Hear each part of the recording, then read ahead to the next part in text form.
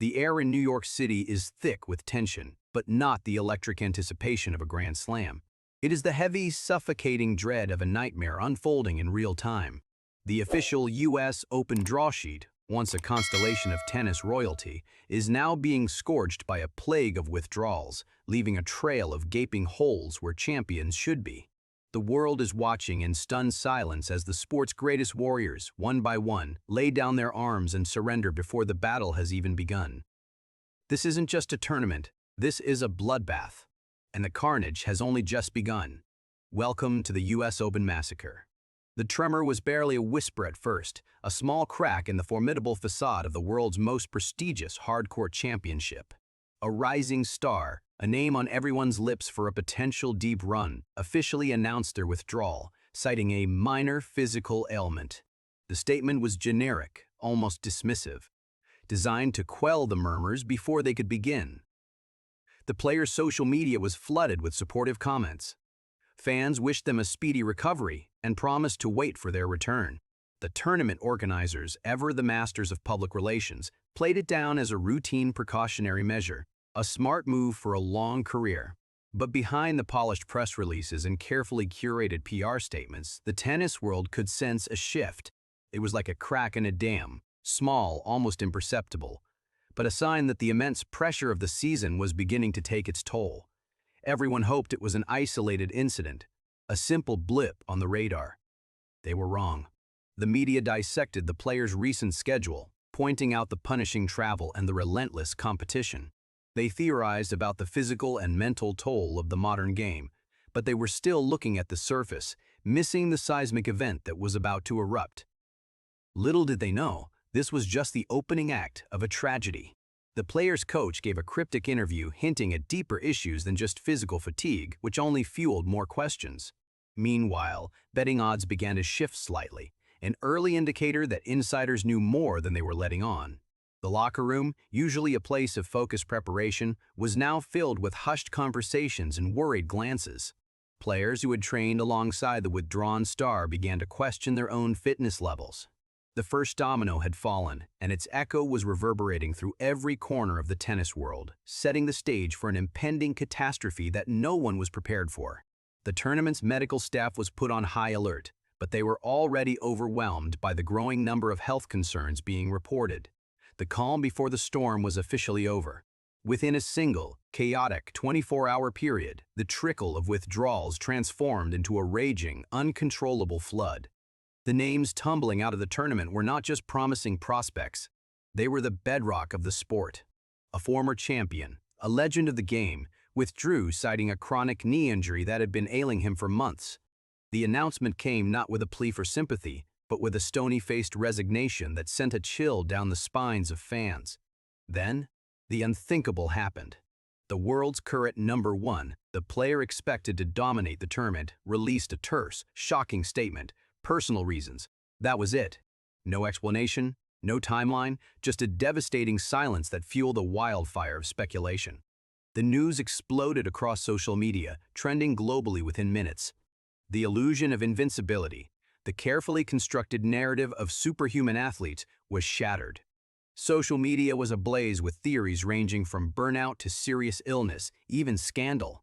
The public relations departments of top players were working overtime, trying to contain the damage, but the narrative was out of their control.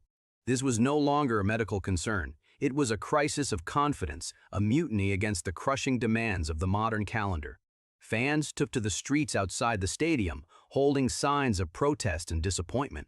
The tournament's official website crashed multiple times due to an overwhelming surge of traffic from desperate fans seeking answers. Television ratings for the pre-tournament shows plummeted as viewers tuned into news channels instead. Sponsors began making frantic phone calls to their legal teams, assessing the financial damage of a starless tournament. The Players' Union issued a vague statement about player welfare, which only added to the mounting suspicion. The avalanche was not just burying the tournament, it was burying the sport's credibility under a mountain of unanswered questions. The young players who remained were terrified, knowing they would now face the wrath of disappointed fans and media scrutiny that was 10 times more intense than before.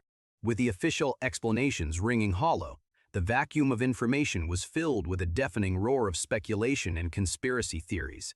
The fans, the media, the online pundits, everyone became a detective. One of the most popular and terrifying theories that began to circulate was a potential viral outbreak within the player bubble. A mysterious illness spreading through the locker rooms and hotels, incapacitating athletes with debilitating fatigue and fever. It was a narrative straight out of a Hollywood thriller, and it terrified a global audience. Another, even more cynical theory suggested a coordinated boycott. Were the players making a shocking, unified stand against the new scheduling rules or the governing bodies? Had they finally decided to use the sport's biggest stage as a bargaining chip in their war for better compensation and conditions? The whispers were everywhere, in the stands, on the talk shows, and deep within the forums.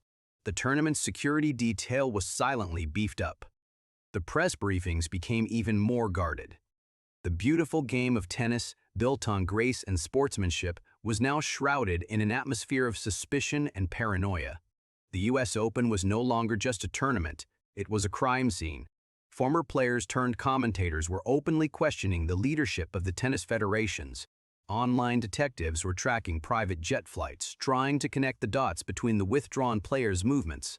Some conspiracy theorists even suggested that a major gambling syndicate was behind the withdrawals, manipulating the odds for massive financial gain. The players' agents were receiving death threats from enraged bettors who had lost thousands. The tournament director held an emergency press conference, but his vague answers only intensified the public's fury. The conspiracy theories were no longer fringe ideas. They had become the dominant narrative, completely overshadowing the sport itself. While the world debated the whys, the brutal reality of the situation was sinking in on the ground in New York. The first real victims were the millions of dedicated fans. The atmosphere in the city, which should have been buzzing with excitement, was replaced by a palpable sense of betrayal and anxiety.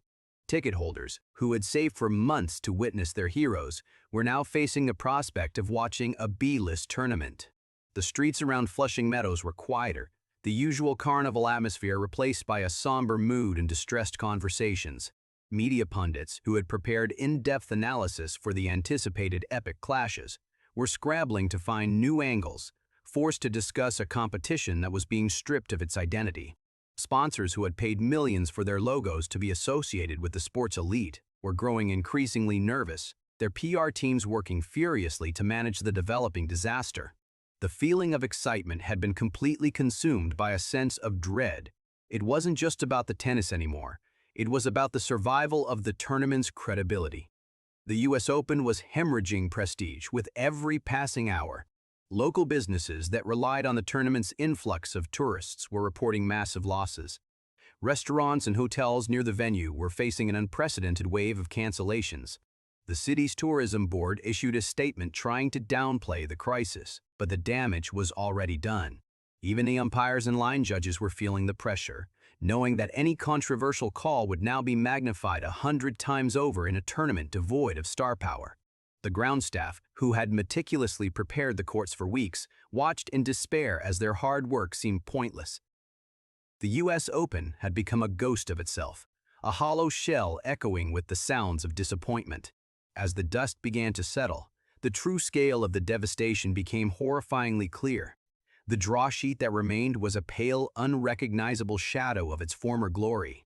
The once formidable bracket now looked like a challenger's event, populated with qualifiers and young, unproven talents who were suddenly thrust into the spotlight. The tournament, once a battle of titans, was now a war of attrition. With the pressure of facing legendary opponents removed, the remaining players were under a different kind of pressure, the weight of a golden, unexpected opportunity. This was their chance to seize a career-defining moment. The narrative of the tournament had shifted entirely. The question was no longer about who was the greatest player of all time, but about who could keep their nerve in the face of this unprecedented chaos. The withdrawals had irrevocably changed the landscape of the event, potentially creating a new generation of champions overnight. The US Open would always be remembered, not for the champions who triumphed, but for the titans who fell before it even began, marking a tragic and unforgettable turning point in tennis history. The remaining players held a private meeting, pledging to put on a show for the fans despite the circumstances. The media began to focus on these underdogs, crafting new heroic narratives of resilience and determination. Ticket prices plummeted, making the event accessible to a whole new demographic of local fans. The tournament organizers started damage control campaigns, promising a new era of tennis. However, the shadow of the withdrawals would loom over every match. The eventual champion would always have an asterisk next to their name, a constant reminder of the champions who were absent. The US Open had survived, but it would never be the same again. The landscape of professional tennis had been permanently altered. If you enjoyed this latest tennis update and want to stay ahead of the biggest stories in the world, make sure to hit that like button and subscribe to the channel right now. Turn on the notification bell so you never miss a moment of the action. See you in the next video.